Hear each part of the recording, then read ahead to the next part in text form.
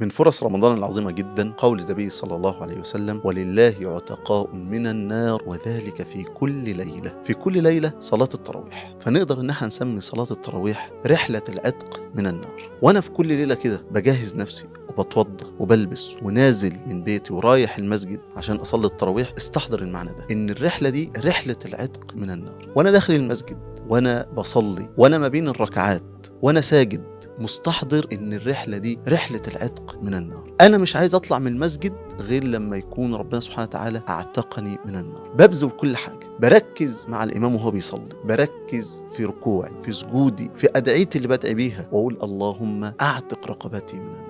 صلاة التراويح حاجة عظيمة جدا في رمضان، ودي من أهم فوائدها اللي هو العتق من النار. طب كده وبس؟ لا، قال صلى الله عليه وسلم: من قام رمضان إيمانا واحتسابا غفر له ما تقدم من ذنب. يعني إيه غفر له ما تقدم من ذنب؟ يعني ما عادش في ذنوب، يعني ربنا سبحانه وتعالى محاله كل الذنوب، يعني كمان الذنوب اللي أنا سبتها ولسه ما زال قلبي متعلق بيها وخايف أقع فيها تاني وخايف أرجع لها تاني، ربنا سبحانه وتعالى هينسيها لي وهيعني إن أنا ما أرجع لهاش تاني. غفر له ما تقدم من ذنب. تخيل بقى صلاة التراويح اللي بالمنزلة دي، اللي هي جزء من قيام الليل، والنبي صلى الله عليه وسلم قال: عليكم بقيام الليل فإنه دأب الصالحين قبلكم وقربة إلى ربكم. في بعض الناس بقى بتيجي في رمضان ويضيع صلاة التراويح ديت علشان عنده ماتش كورة، علشان يتفرج على ماتش للفريق بتاعه المفضل عنده، علشان عنده شغل، أو علشان مثلا هو طالب وعنده درس، أو راجع من كليته تعبان وهيفطر وينام. فالأجر العظيم ده والعتق من النار ومغفرة الذنوب أضيعها علشان الحاجات ديت؟ لا، عايزين بقى نتعرض لفضل صلاة التراويح ده، مش عايزين نضيع فرصة العتق من النار. طيب أنا أعمل إيه؟ أنا ما بعرفش أصلي في المسجد اللي بيطول، صلي في مسجد بيصلي بقصار الصور أو ما بيطولش في الصلاة. عندي مشوار، صلي في مسجد بيخلص بسرعة وروح مشوارك. عندي مذاكرة، عندي درس في وقت صلاة التراويح، هقول لك آخر حاجة: لما تخلص درسك روح البيت صلي ال 11 ركعة، واوعى تضيع قيام الليل في رمضان وصلاة التراويح في رمضان ولو مرة واحدة. بعض الناس بيروح يصلي التراويح، يصلي ركعتين ويمشي، يصلي 4 ركعات ويمشي. طب أنا هقول لك: قال صلى الله عليه وسلم: من صلى مع الإمام حتى ينصرف كتب له قيام ليلة. يعني أنت هتخلص صلاة مع الإمام وتروح تنام أو تروح تشوف اللي وراك وأنت بتكتب عند ربنا سبحانه وتعالى من القائمين. فهل ينفع بقى أن أنا أصلي ركعتين وأمشي، أو أصلي 4 ركعات وأمشي، أو أمشي قبل الإمام ما يوتر؟ ما ينفعش. من صلى مع الإمام حتى ينصرف كتب له قيام ليلة. صلاة التراويح فرصة عظيمة جدا في رمضان للعتق من النار، لمغفرة الذنوب. اوعى تضيعها من نفسك، واوعى تفوتها ولا يوم واحد